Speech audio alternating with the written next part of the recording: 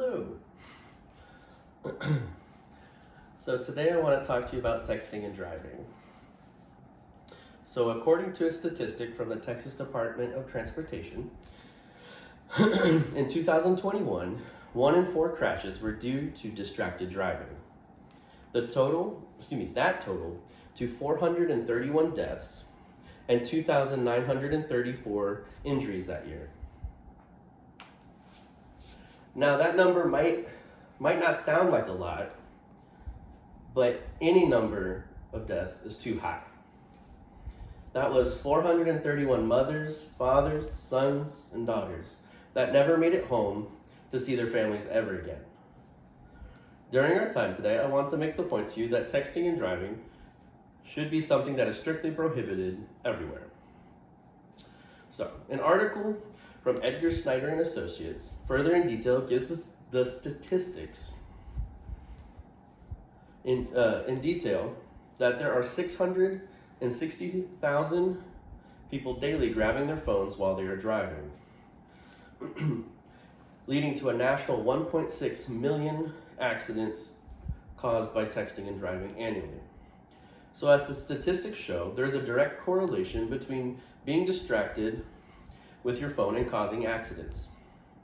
When you are responding to that text on social media or watching a TV show, that's time spent away from paying attention to that car that just recently came to a stop in front of you, or that child that ran into the street to grab that ball. So what can we do?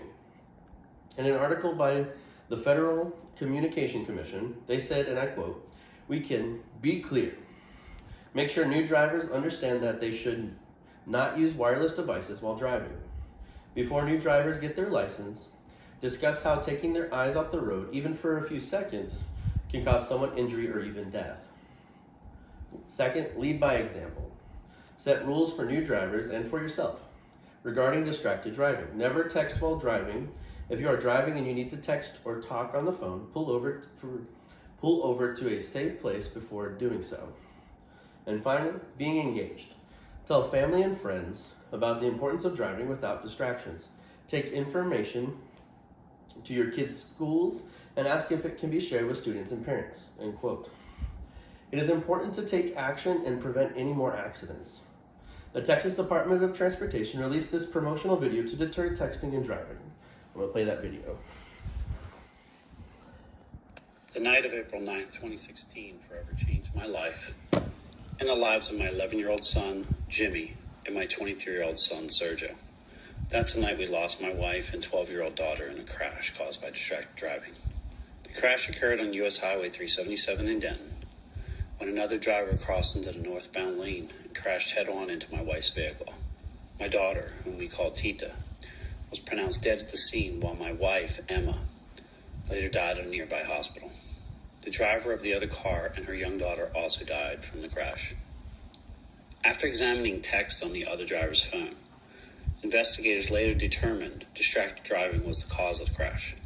They found the driver had sent and received text just moments before veering into oncoming traffic. The hardest thing I ever had to do was sit Jimmy down and explain to him that his mother and sister were gone because they were killed in a car wreck. This is something I hope no one has to endure. Jimmy and I spent Mother's Day last year at the crash site and at the cemetery.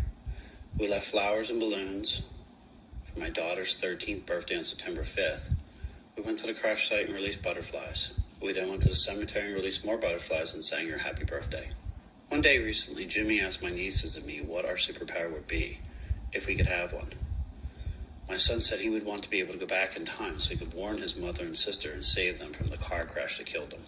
While I can't possess superpowers to go back in time and stop a driver from texting and driving and killing my wife and daughter, I can make a difference today by shaping our future and preventing another family from enduring a tragic loss such as ours.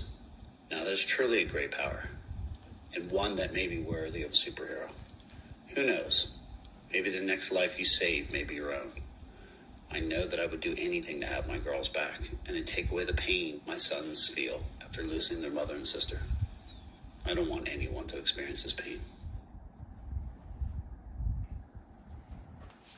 So as you can see, our actions have consequences, and it is our duty to ensure that situations like this don't happen anymore.